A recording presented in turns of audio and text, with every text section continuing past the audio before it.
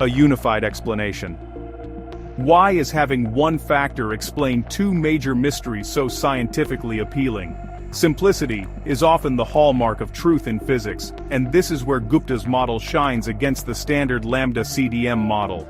The standard model requires two independent entities: cold, dark matter, an exotic particle, and dark energy, a constant energy density of space.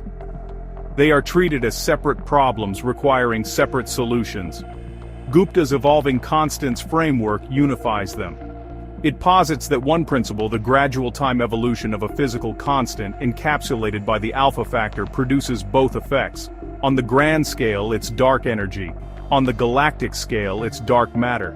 This unification is powerful because it reduces the number of independent mysteries we need to solve. It suggests the cosmos is governed by a single, albeit dynamic set of rules, rather than an unlikely coincidence of two disparate, unknown components.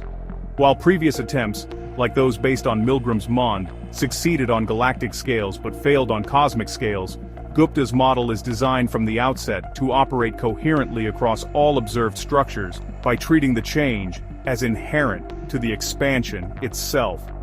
The beauty lies in this elegance, replacing two unknowns with one evolving parameter.